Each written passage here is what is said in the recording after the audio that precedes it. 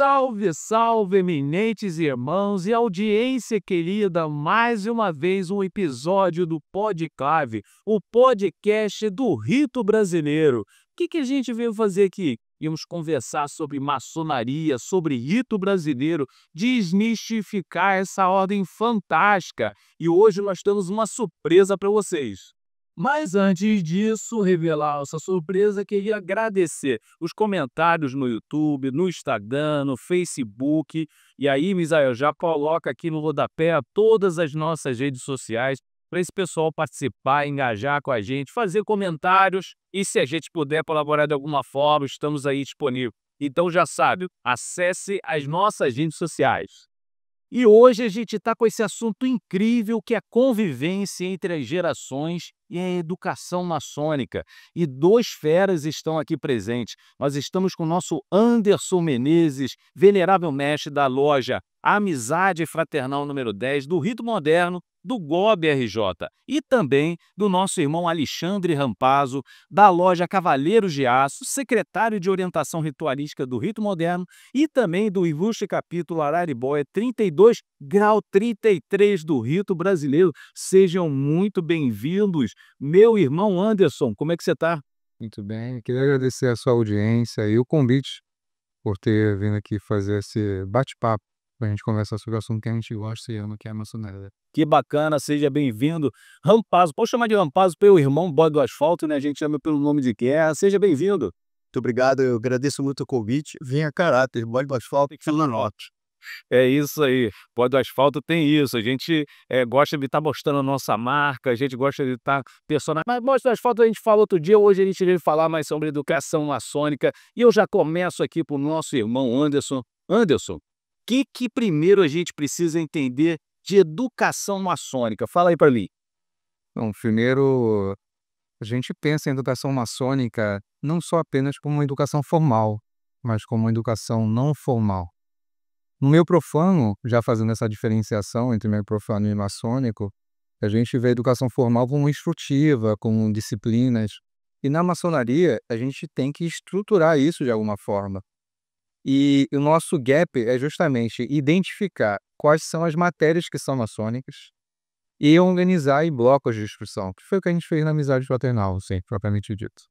Então, sobre educação maçônica é pegar assuntos gerais, assuntos que são atinentes à maçonaria e organizar para que o membro, quando chegue e entre, não veja uma maçonaria desestruturada, porque a impressão que se tem de um aprendiz quando ele chega, que se depara com a maçonaria, é que as instruções são amadoras.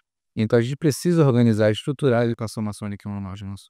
Rampazzo, você não acha que esse conceito veio se perdendo pelas gerações?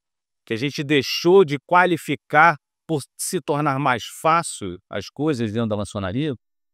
Então, o ponto de partida é a indicação de um novo candidato.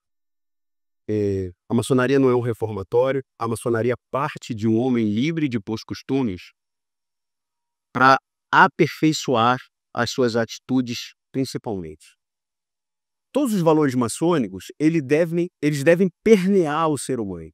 E a grande transformação se dá a partir do momento da iniciação, que não é um milagre, é uma implementação de conceitos, é você fazer com que esses valores transformem o ser humano, independentemente da geração dele.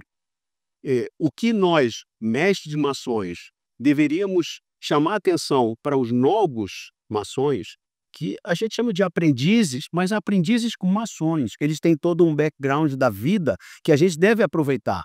Mas o principal conceito é como eu faço para que os valores maçônicos interfiram no modo de pensar primeiro, né? Obedecendo ao tripé pensar, sentir e agir, que é o último a linha de comportamento, como é que eu faço esse cara pensar, antes de tudo, nos nossos valores de princípio? Muito bom. Eu preciso enraizar isso no aprendiz para que ele venha a pensar, sentir e depois agir como um maçom. Esse é o principal desafio. E Anderson, você, pelo que a gente já estava conversando aqui, né, eu acredito que seja o reforço à construção de um novo modelo mental, né, porque a maçonaria que a gente vê hoje, como a gente também estava conversando um pouquinho antes, não daqui a pouco você vai saber, espera seu grau chegar, essas coisas vão acontecer ao seu tempo e falta a oportunidade de dar uma nova perspectiva de aprendizado a esses irmãos. É por aí, irmão? Sim, meu irmão, o que você fala é muito pertinente, porque o que parece é que a gente está deixando de lado as experiências que os irmãos aprendizes carregam. Sim, a gente não pode desconsiderar isso. A gente tem que considerar o conhecimento empírico que o irmão já tem. Às vezes entram irmãos com um background incrível, de doutorado, mestres em algumas áreas, e a gente não aproveita esse material lá. Sim, por isso, devemos estruturar de uma maneira mais adequada a educação maçônica para que o propósito da maçonaria seja atingido, sim, que é o autoaperfeiçoamento moral. Ela conversa com você. Todos os personagens que são apresentados nos graus, seja nos graus simbólicos até os últimos graus da ordem, os graus superiores, conversam com maçom, todos os elementos. Até porque ela utiliza símbolos e alegorias para conversar com o maçom. É essa a diferença da metodologia maçônica com o ensino profano. E isso que o irmão está falando é muito verdadeiro, porque Álvaro Palmeira, que veio do rito moderno e constituiu a metodologia do rito brasileiro, ele falava muito isso, que independente do simbolismo ou do grau filosófico, é dar a liberdade ao maçom dele aprender, e aprender de maneira construtiva. Não, Paulo, você acha que é mais ou menos por aí também, que a gente tem que participar o irmão para ele aprender? Então, adulto não aprende escutando, né?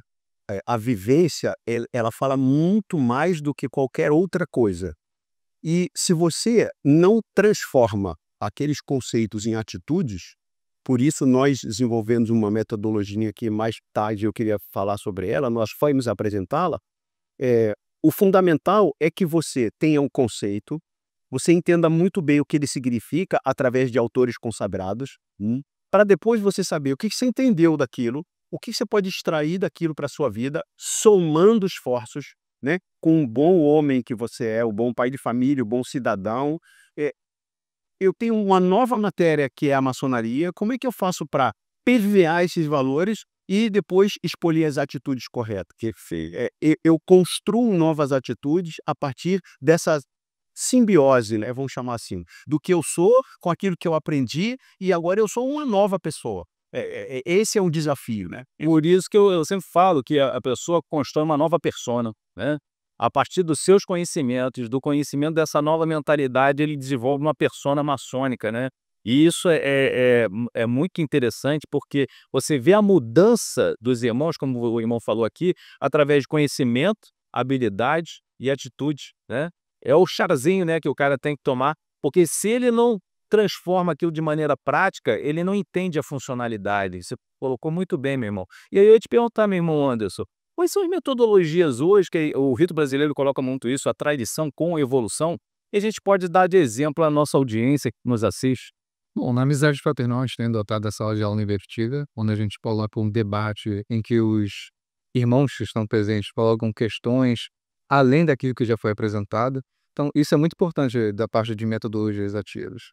E um debate franco. Então, o rito moderno tem uma particularidade, é interessante falar para essa audiência, com a nossa audiência, que no momento dos estudos, né, período de estudos do rito moderno, a gente abre um recesso. Sim. Então, ficamos muito mais à vontade e nos reunimos em um determinado canto do templo, normalmente no norte, e projetamos no slide a palestra e podemos ali desfrutar de um ambiente mais fraterno e que todas as opiniões podem ser escutadas. Então, a escuta ativa é importante. A gente tem que ouvir o obreiro. Então, a opinião dos irmãos são ouvidas sem aquele giro de palavras que às vezes é muito demorado, mas protocolar e tem que ser feito. Mas o rito moderno hoje, ele está sendo adotado dessa maneira, uma atualização que foi feita no só. Atuar mesmo, meu glória. Isso me lembra um pouco de Ordem e Molei também, né, meu irmão? De ir e voltar e você poder reparticipar. E tem muito a ver, meu irmão rapaz, até com a sua profissão, a gente identificar dores e necessidades dos indivíduos, né? Identificando dores e necessidades, você pode atender naquele momento, de repente, um irmãozinho que está entrando agora, e de repente eu não estou entendendo muito bem, na dúvida a gente vem com a prática. O que você acha até isso dentro do brasileiro mesmo, que a gente já pratica isso da parte filosófica, essa troca? Queria que o irmão falasse um pouquinho. A minha experiência com o rito brasileiro é muito gratificante. Eu hoje atuo como mestre de cerimônias da loja Cavaleiros de Aço, número 4.497, ligado ao grande eixo brasileiro do estado do Rio de Janeiro, aonde o nosso tempo de estudos, ele traz uma particularidade. Ele tem uma instrução, normalmente, sobre o rito brasileiro, e a segunda instrução é sobre motociclismo, porque é uma loja vocacionada. Eu também sou molho no asfalto, tá, gente? Então por isso que eu tô falando que é verdade. E aí, eu dou as instruções do rito brasileiro e sempre junto uma matéria maçônica ligada a uma prática ritualística do rito brasileiro. Sim. A minha experiência me levou a acreditar que tem que ser aplicável. Tudo que se faz em maçonaria tem que fazer sentido na última linha, que é a atitude.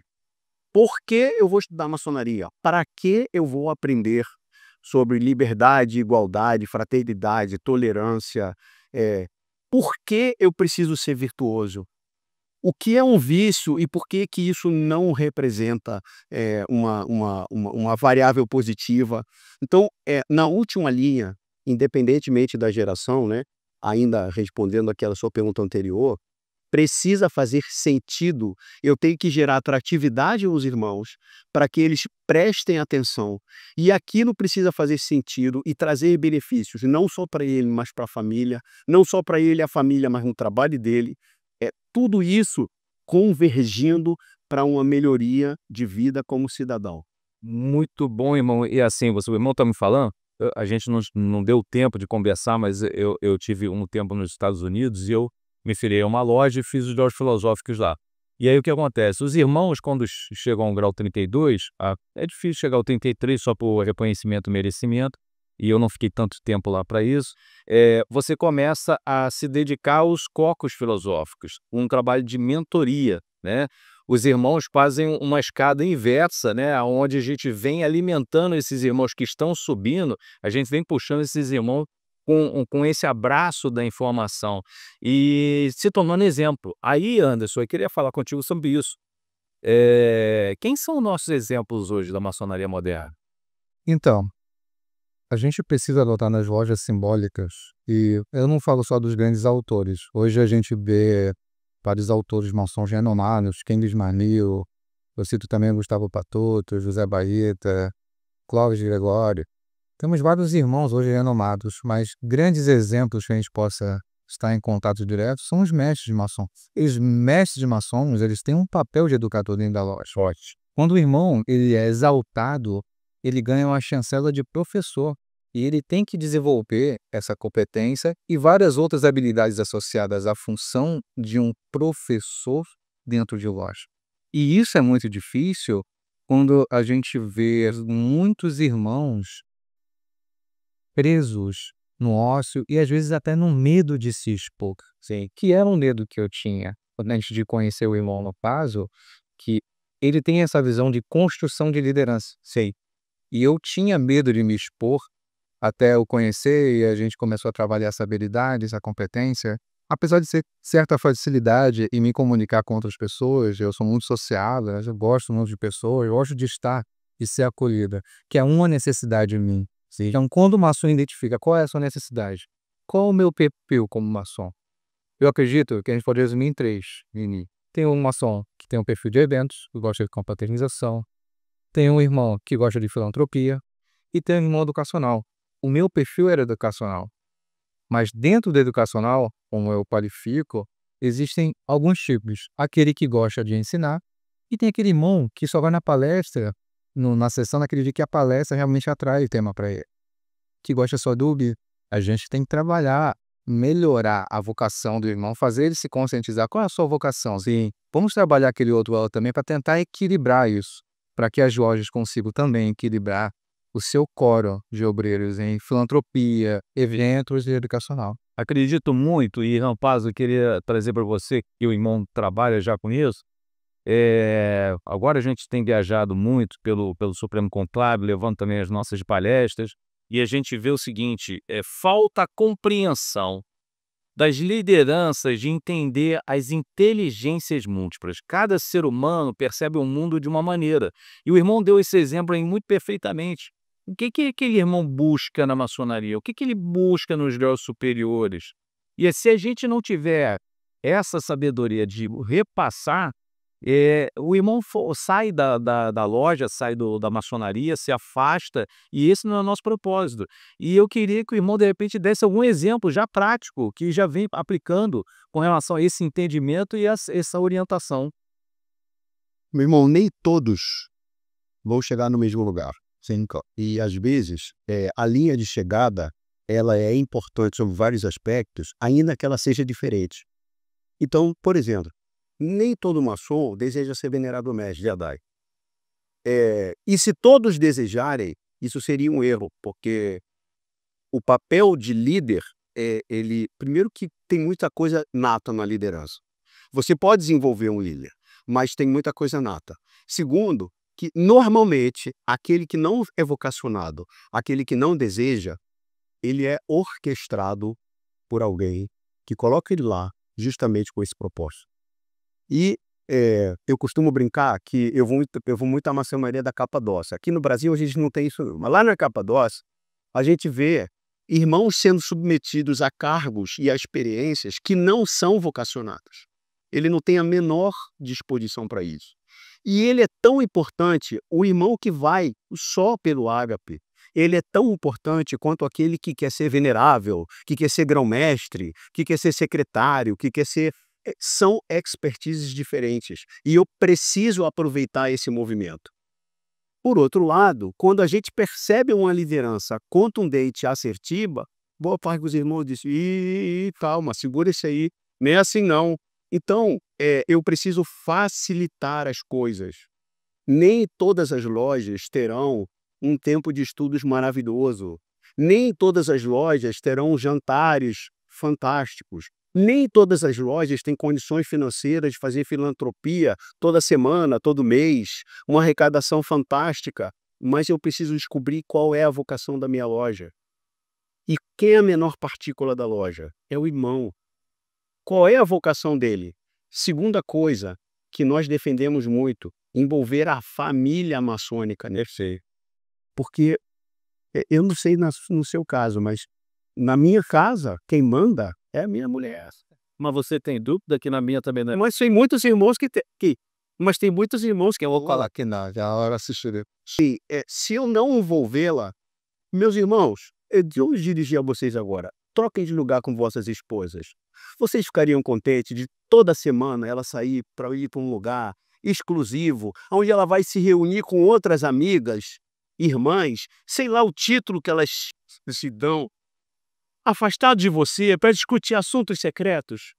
Vocês ficariam satisfeitos com essa ideia? Por isso as mulheres são sábias, tá vendo? Então, assim, é o apelo que eu faço, envolvam as famílias no projeto maçônico, porque ele tem condições de ir muito mais longe. Essa pode ser uma vocação de loja. Mas tem loja, por exemplo, que diz, olha, a cunhada aqui só vem no Natal. Tudo bem, é assim, o que a gente precisa fazer é o que está no curso natural de cada um. O irmão está me trazendo assim, a gente não chegou a conversar tanto, mas eu sou consultor no mercado, trabalho há alguns anos. E aí tudo que o irmão está me falando está parecendo uma jornada do usuário, né, que precisa formatar, né, e entender o cliente interno e o cliente externo, né? A gente envolver ambos os setores e que realmente é uma clientela nossa. Por exemplo, o nosso irmão, se a gente não sabe montar uma equipe dentro e preservar esses valores, o cara é um excelente mestre, fica como mestre cerimônia. O cara é um excelente tesoureiro, fique como tesoureiro. O cara é um excelente diácono, fique como diácono. E a gente valorizar isso e potencializar isso, levando para outras lojas, uma palestra, uma demonstração, como faz, né? A gente precisa valorizar. Lógico, o rodízio é importante para criar uma polivalência entre os irmãos de caso de ausência, mas acreditar nisso. E das cunhadas, como o irmão falou, tem loja que não tem característica das cunhadas participarem. Porém, se tem, vamos incentivar essa participação. As elas são mais festeiras, que seja festa, se for caridade, a caridade, se for simplesmente o estudo, que seja estudo, e que se for Estrela do Oriente, que seja Estrela do Oriente, que for ajudar as meninas das filhas de Jó, do arco-íris, que seja. A gente precisa ter essa vertente. Eu só queria fazer um adendo que é assim, ó, embora eu respeite e defenda todos esses conceitos, tem um que eu não consigo abrir mão. Maçom precisa aprender o que é ser maçom. Ótimo. Tem uma falácia maçônica, um aforismo maçônico que eu sou altamente contra a essa força de expressão. Fulano, ele já nasceu maçom. Ele é maçom. Ele só não sabia que era. Olha, eu tenho um vizinho que ele é maçom. Ele só não sabe que é. Não é. Não sabe. E não é assim que funciona. E não é assim que deveria funcionar. Maçom é uma classe de seres humanos aprendida e apreendida. Que por características são convidados para que seja mais fácil o aprendizado. Eu concordo ferradamente com o irmão. Eu posso apresentar características para tal. Beleza. Agora, quando eu me torno maçom, eu tenho que ver o que é isso. Pode ser até que eu não goste depois que eu li.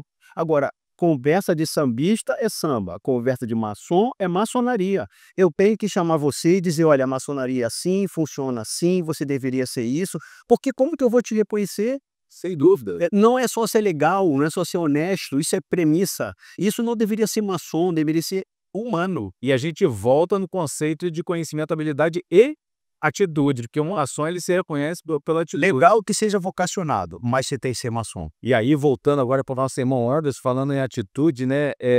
As atitudes cotidianas do maçom, muitas das vezes, não estão nem no cumprimento. A gente passa pelos irmãos e nem fala, que eu acho que isso é uma falta, né? Nos corredores e tal.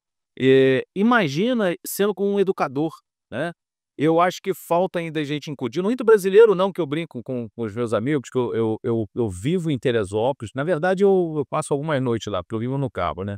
Eu vivo em Teresópolis, aí o pessoal, pô, Flávio, tem 6 lojas em Teresópolis, você vai para o Rio de Janeiro para fazer a maçonaria. Eu falei que lá é a maçonaria da maçonaria.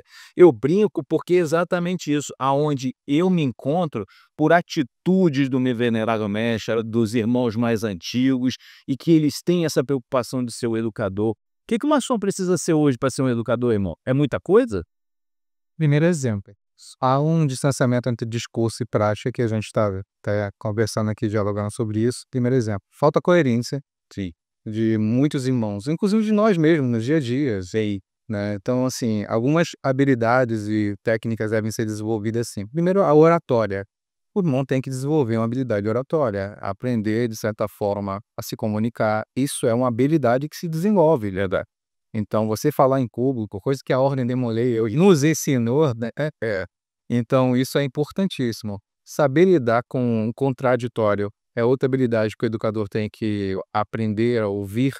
A expectativa também se encaixa muito nisso. Porque a gente está lidando com outras gerações. Imagina o Rampazzo me ouvindo falar, eu tenho certeza que ele teve que ser tolerante muitas vezes para entender que eu não estou tentando ferir a dignidade dele na minha fala.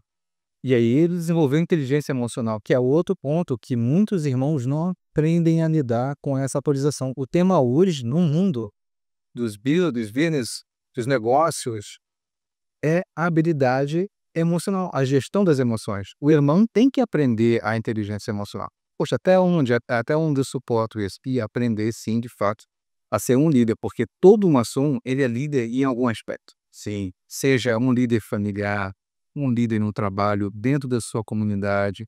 Então, ele tem que aprender a se enxergar como um líder. Sem dúvida, todos os conceitos. É isso. E essas atitudes é que muitas das vezes a gente fala muito em loja, principalmente no rito brasileiro, e através do nosso conceito da brasilidade, da cultura, ser o rito da cultura nacional, ser um rito do civismo, mostra que não adianta simplesmente vir cá para bater martelinho, que nós somos homens que somos transformadores. Temos um papel de transformação, independente do rito. O rito brasileiro foca mais isso, mas esse é o papel do maçom. E aí eu queria trazer o nosso irmão Rampazzo, que tem já a estrutura processual, é um instrutor, um lutador da vida. Eu gostaria de saber do irmão, o que o irmão leva de maçonaria para os seus alunos, para os seus clientes? O que você inspira essas pessoas? Quando você entende o que realmente defende a maçonaria, desde a sua criação formal, vamos dizer assim, embora seja um assunto controverso, de origem e de tempo, né? Mas a unanimidade é que é uma escola de aperfeiçoamento moral, né? Isso ninguém escapa, converge para isso. A relação com as pessoas, primeiro deve ficar claro que você é um sujeito que tem valores inegociáveis. Eu não sou eu represento uma classe de maçons. Então, sempre que dá alguma coisa errado, eu tenho certeza que eles lembram de mim. Ah lá, teu irmão, olha lá, filharia é maçom. Isso é muito ruim para a gente. Outro aspecto é que eu tenho que responder para meus filhos isso. Eu queria saber por que meu pai gosta tanto de maçonaria, né? Então, você tem que ser, você tem que parecer que é, e você tem que ensinar o que é. Porque quem ensina está cumprindo o último estágio no entendimento. Quando você ensina uma coisa, significa que você aprendeu plenamente. E aprende novamente. Então, as pessoas que... É lógico que não vão no meu cartão de visita, olha, eu sou maçom, né? Mas as pessoas que sabem, e eu gosto de me comprometer com isso, porque é uma forma que eu tenho de retroalimentar o sistema em mim. Porque se é que um dia passe pela minha cabeça pensar uma bobagem, eu digo, escuta, peraí, você tem toda uma plateia que te observa e que você firmou compromisso com essas pessoas, compromisso moral, compromisso ético, sabe? Compromisso fraternal, que a fraternidade ela está acima de qualquer outra coisa. Porque abaixo da fraternidade, todo ser humano deveria apresentar essa característica. Ser educado, gentil, professo, tolerante, paciente, honesto, isso não precisa ser maçom. Agora, para ser maçom tem que ser fraterno. E fraterno é uma característica maçônica, a fraternidade é uma característica maçônica que nem todos os outros segmentos da sociedade possuem. É uma de marca, E não conhecem isso. Exatamente. E nessa linha que o irmão falou, o irmão Marcos Pereira, irmão da nossa loja, ele bota essa diferença entre o profano e o maçom. Que a diferença entre o profano e o maçom é que o profano tem que cumprir a lei. E o maçom ele tem dever de cumprir. Perfeito, muito bom. Isso é muito interessante no aspecto de coerência que a gente já havia conversado anteriormente, porque há um discurso muito distanciado de teoria e prática, em que eu vi maçons, eu vi irmãos que tem aplicativo da lei seca, eu até brinco com isso. Pô, eu não confio, irmão, que tem aplicativo de lei seca, né? Então, a gente tem que ser coerente com a Verdade, exatamente. É uma coisa simples, né? Que era, não, mas a sociedade toda faz. Mas você não faz, você. É porque todo mundo, a mamãe falava isso, né? Você não é todo mundo, você não é todo mundo, ainda mais agora, né? Ou não deveria fazer. Ou não deveria fazer. Uma das frases que eu mais abomino, se é que esse termo é bonito, dito por um maçom, e eu vou completar meu ponto de vista, é que tem muito irmão que diz assim, eu sou um eterno aprendiz. Sim. Ok, essa frase é verdadeira, só que eu prefiro construí-la de uma outra forma. Eu digo que eu estou em eterno aprendizado. Porque se eu sou um eterno aprendiz, eu uso sempre essa frase para desculpar as bobagens que eu fiz. Já tá aí. Não, eu sou um eterno aprendiz. Então, E o maçom, ele usa essa frase, nem todos usam, irmãos. Me perdoem aí ter generalizado, mas boa parte deles usa em dois momentos. Primeiro, quando faz uma besteira e se defende dizendo eu sou um eterno aprendiz. E a segunda é quando não conhece a matéria maçônica. verdade. E aí dizer assim, diga lá, meu irmão, para esse eterno aprendiz aqui, Me ensina, né? For defesa. é isso. Mas assim, no mundo profano, eu trabalho com uma escada de crescimento, a gente também trabalha numa escola de liderança, e a gente fala o seguinte, para você conseguir o aprendizado, primeiro precisa de esforço. Opa. Entendeu? Se você não tiver o esforço, você nunca vai ter a recompensa, nem o descanso, para aprender de novo e seguir nessa escadinha nossa de Jacó. E aí, eu queria conversar com o nosso irmão Anderson, ponto historiador, voltar agora ao campo das gerações, né, do nosso papo. O que está acontecendo com relação ao momento que nós vivemos até agora e esse boom agora de interesse de transformar a maçonaria através de métodos, e a gente já vai falar até do método construído por vocês. Por que se perdeu tanto que agora as pessoas estão tendo essa necessidade? Teve alguma referência pandêmica? Atraiu mais as pessoas, uniu mais as pessoas? A gente precisa do conhecimento para evoluir? O que foi acontecer? Bom, o pensamento na literatura maçônica em relação à maçonaria mais executiva, a gente deve muito à questão da evolução da tecnologia, mas Ken Ismael, já no livro O Livro do Venerável Mestre, que ele fez em 2012, já traz uma maçonaria executiva de planejamento estratégico, sim, de uma maçonaria, uma loja simbólica com objetivo, missão, visão, valores, e isso certamente atraiu o público. E a pandemia, você vê um boom ali de lives maçônicas que ocorreram, você viu irmãos que permaneceriam distanciados pela questão geográfica, reunidos numa mesma live, intelectuais de uma família. Eu conheci o Rampaz, inclusive, até uma coisa que a gente conversou antes, né, de abrir aqui o programa, que a gente se conheceu numa live do Masonic. E questionamentos de alto nível durante a palestra. Ele era o palestrante, inclusive, ele faz uma palestra incrível sobre gerações, e não é à toa que está aqui hoje. É um irmão que eu tenho uma admiração incrível, Wilson também aqui, Marcos Pereira. Então, entrando nessa linha do que houve na maçonaria, algumas lojas entenderam esse movimento, sim, de tecnologia, e começaram a se expor mais nesse campo, que é um campo, para quem é mais ortodoxo, digamos assim, até polêmico, digamos, porque os irmãos tinham a preocupação de expor os segredos maçônicos. O que é que eu vou resumir, ensinar as tocas e palavras? Que para nós é uma forma até de segurança orgânica, sim. E isso fez com que a maçonaria evoluísse na qualidade de conteúdo, porque palestrantes de alto nível, como o Jorge Gonçalves, que fala sobre astronomia maçônica, digamos assim, ele é um palestrante incrível, lá de Pernambuco. E onde é que eu ia conhecer esse irmão? Se não fosse Aracaju, né? E ele é um irmão incrível, esse Jorge Gonçalves. Inclusive, ele indica palestras dele, vamos chamar, né? Para poder, ele vai estar aqui talvez em novembro, né? Então, é uma oportunidade. Ele nosso convida cá. Então, assim, a maçonaria entendeu, alguns irmãos entenderam, alguns heróis entenderam esse movimento de tecnologia, começaram a criar perfis na internet, essa com uma amizade fraternal, expor mais a maçonaria com um marketing positivo. E aí, voltando àquele assunto de coerência, existem irmãos que usam anel, adesivos, e tudo bem. O problema é quando você faz isso com anel, adesivo e faz uma coisa errada. Sim. E aí você está sendo um outdoor ambulante negativo para a maçonaria. É o que ele citou, né? Dos amigos falar assim, lá, é teu irmão, tá irmão? Avançando assim, é teu irmão, avançou o céu. E aí a gente volta, irmão Rampazzo, para já falar sobre gerações. Eu queria que o irmão falasse, que já que é o especialista nessa área, a falar sobre isso. Lá no início da sua fala, você falou assim, tudo começa na escolha do maçom. O irmão falou sobre isso, né? Então, cabe àqueles, os padrinhos, os mestres que estão selecionando as pessoas, perceberem, ele é um ótimo amigo, mas talvez não seja um bom maçom, né? E aí eu queria que o irmão também falasse sobre esse processo geracional. Então, vamos lá. Primeiro, deixa eu desmistificar uma coisa.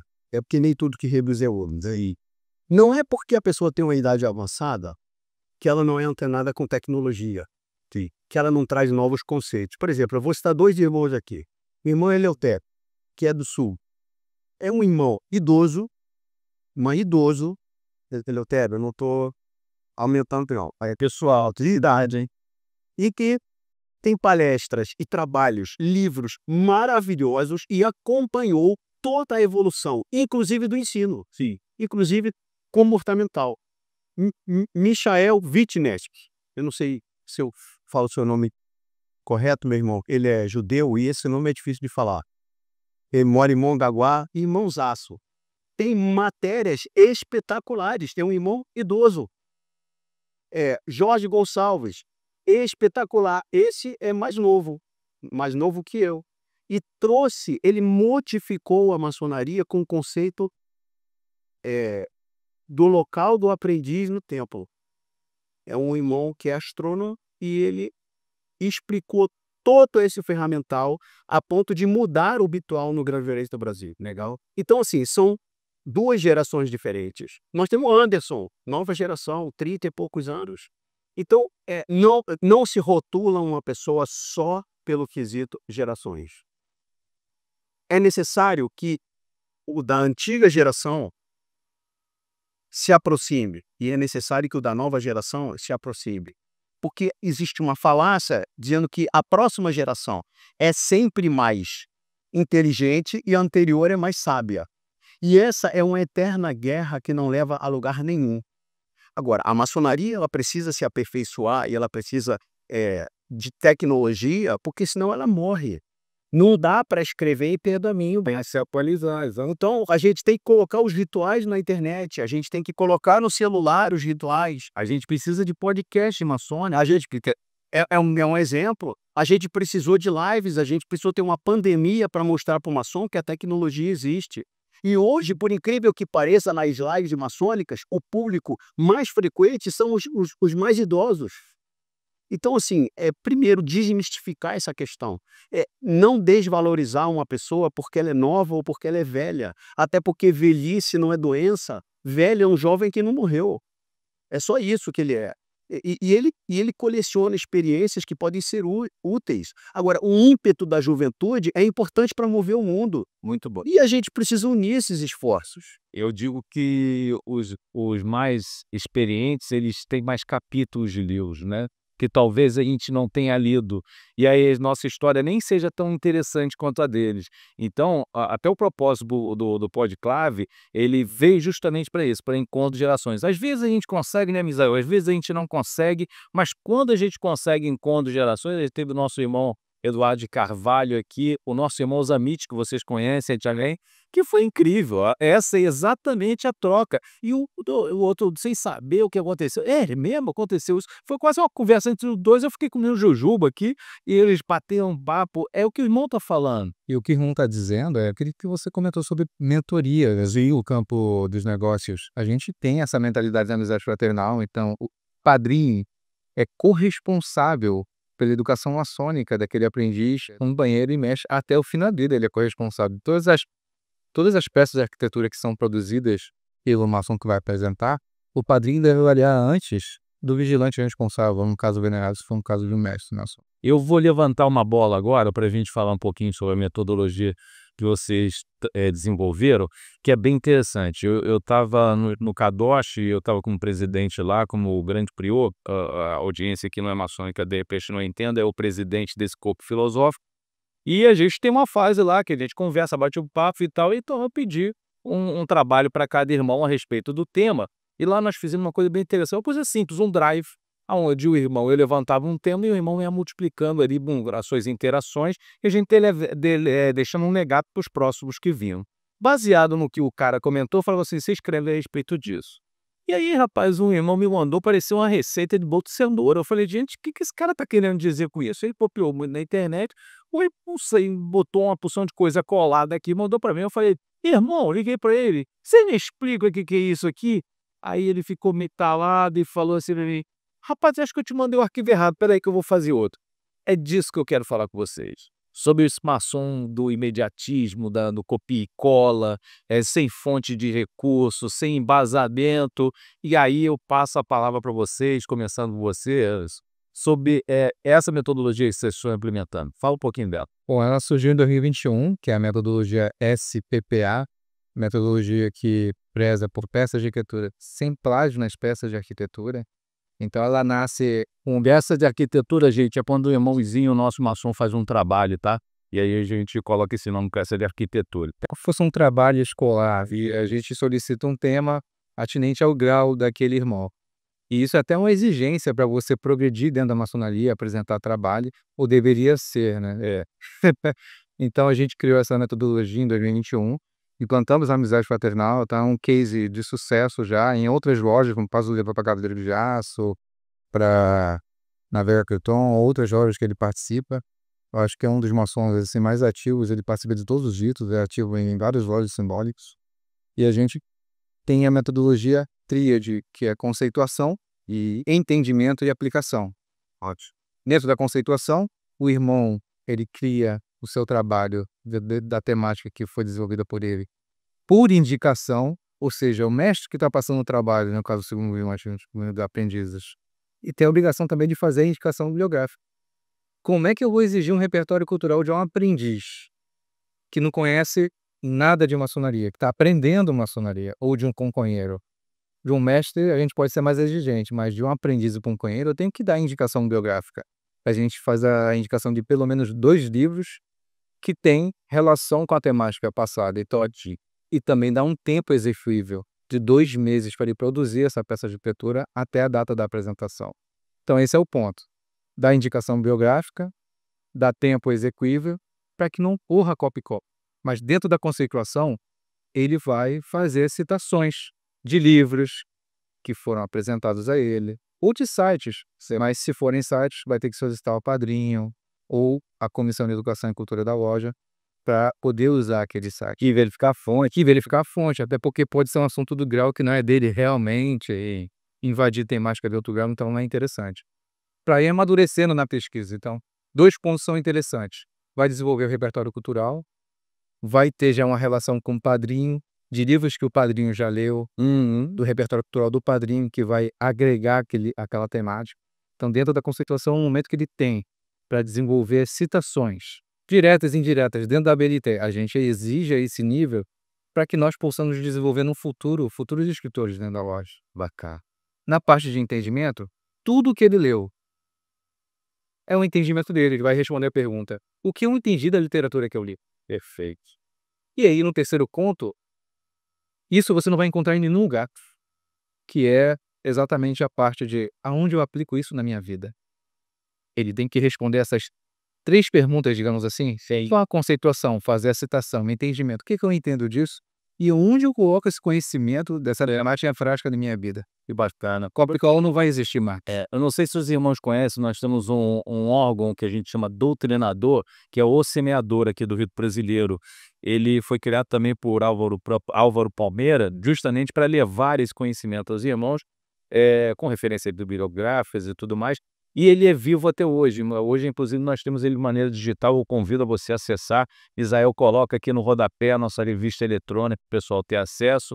E lá, os irmãos que contribuem, eles passam pela nossa Comissão de Cultura, que faz essa avaliação, nossa editoria, né?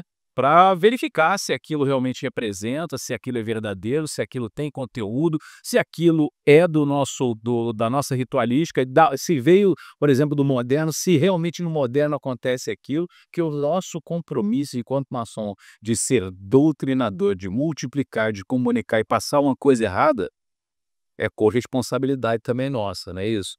Irmão, dá um exemplo pra gente com relação a essas práticas de vocês aí dentro da metodologia, que já foi um sucesso. Alguém começou errado, tipo eu comentei aqui, né?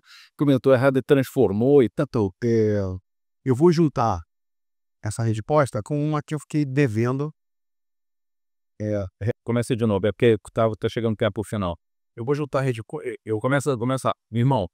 Meu irmão, eu vou juntar essa resposta uma parte da pergunta que você me fez que eu fiquei devendo com relação à origem do candidato. E vou juntar numa resposta só. O Grande Oriente do Brasil, ele lançou mão de uma ferramenta que chama manifestação de interesse. Tradicionalmente, quando você entra na maçonaria, você é indicado por alguém. Esse alguém recebe o nome carinhoso do seu padrinho. Na verdade, é o apresentante. Sim. O Grande Oriente abriu na internet inscrições para você ser maçom. Boa parte dos maçons discriminaram essa atitude. Isso não é inédito, outros países já adotaram. E deu certo aqui.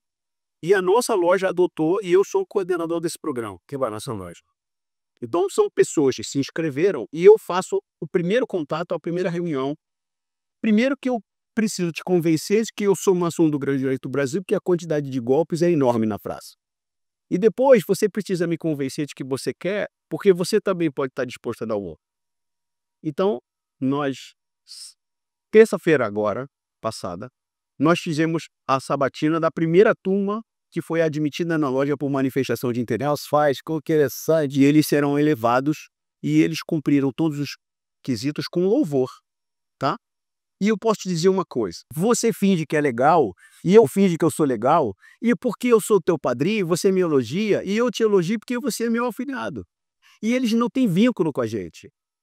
O grande lance é que eles apresentaram trabalhos, eles foram expostos, eles correram atrás de acordo com a metodologia e ninguém passa pano, nem eles para a gente, nem a gente para eles. Alexandre, isso é muito interessante você estar falando, porque é um estado de meritocracia, né? Pois é, eles têm que ter, a gente tem que ter o conteúdo, porque senão um cara deixa assim, isso é que é maçonaria? Ou vocês estão de brincadeira? É isso que vocês estão apresentando pra gente? Vocês chamaram a gente para fazer isso aqui? Pô, vocês estão de brincadeira. Eu vou te contar A gente estava sujeito a isso, concorda? meu primo nos Estados Unidos, Luiz Antônio Santos, um beijo pra ele entrou na maçonaria assim. Ele entrou no site da maçonaria, tava lá, quer ser maçom e tal, ele entrou e não tinha padrinho, não tinha nada, mas é um sistema assim, ele ficou, aí dá mais, a pessoa veio de fora, tem mais a investigação, é bem interessante e ele é um grande maçom hoje, um beijo no coração, um beijo para minhas sobrinhas. Meus irmãos, a gente está chegando na parte final do nosso programa. Antes da gente se despedir, a gente tem os anúncios aqui dos nossos patrocinadores. Esael, lança lá.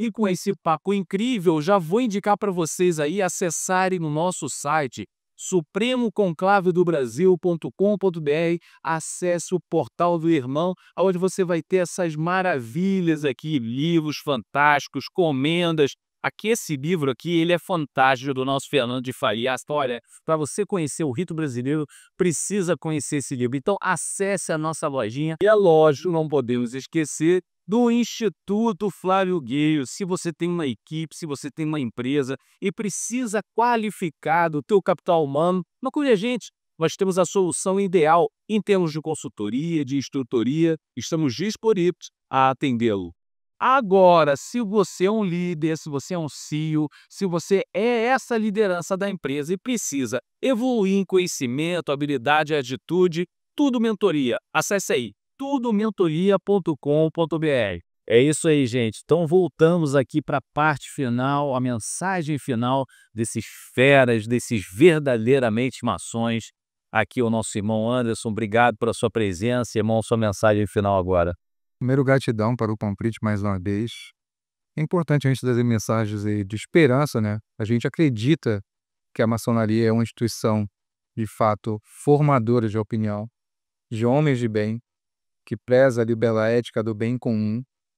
E não é à toa que esse projeto, esse programa de educação que está dando certo na Amizade Federal, em outras lojas está sendo praticado, se não fossem os maçons que tivessem dedicado a elas. Então só dá certo uma produção dessas, de conteúdo dentro de uma loja, porque existem mestres apoiadores. E os nossos mestres apoiadores da loja, o meu agradecimento, porque se a gente dá o prazo a um aprendiz de 2 meses, a gente tem que ter conteúdo para apresentar nesse intervalo de tempo.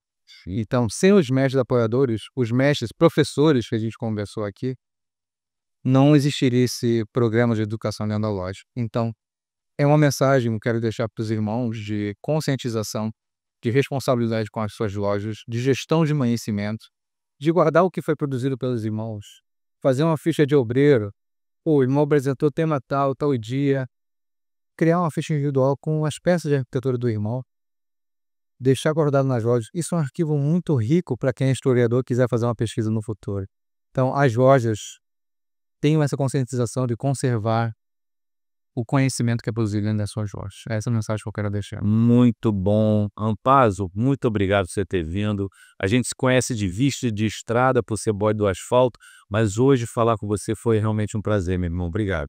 Eu agradeço o convite. A casa maravilhosa que o Rito Brasileiro está construindo. Eu acho que os irmãos não têm ideia da dimensão desse programa, que não é um projeto, né? E isso não foi criado para ter fim.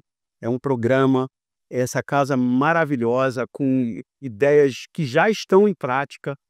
E tem que vir aqui ver. Eu convido a todos para virem aqui ver, vem conversar. Extremamente acessível. O nosso soberano primaz é extremamente acessível, ele e a equipe, e eu convido todos a virem. Porque vale a pena ser maçom. Vale a pena ser maçom. Você se torna uma pessoa estruturada, conheça a maçonaria, dedique-se à maçonaria, deixe que esses valores e conceitos permeiem a sua vida, vai mudar a sua família, vai mudar o seu trabalho, vai mudar seu ciclo de amizades. Grandes mudanças vão acontecer. Eu queria fazer uma homenagem especial à minha esposa, porque de verdade ela me apoia nesse programa. Eu tenho um filho Demolei, hoje afastado porque está se dedicando à questão profissional, né? E ele disse, olha, eu primeiro preciso ter uma estabilização financeira, para depois me dedicar à maçonaria, porque ele percebe do pai, né? E eu tenho um filho que está na idade de ser Demolei, eu acho que vai dar certo. E eu queria, meus irmãos, de verdade, contagiá-los com essa euforia que eu tenho pela maçonaria, sem nenhuma vaidade. Isso realmente é transformador. Agora, estudando, entendendo e se dedicando, envolvendo a família, tá bom? Envolvendo a família. Dependente do seu conceito sobre maçonaria, ou como você age enquanto maçom, nós temos 2 grandes exemplos aqui de excelentes qualidades em prática. Um mais historiador, um mais estudioso, um mais à frente, um mais dinâmico, proativo. Não importa, meu irmão. Não importa você fazer parte dessa vida maçônica, mudando gerações e educando uma sociedade. Um beijo e até a próxima.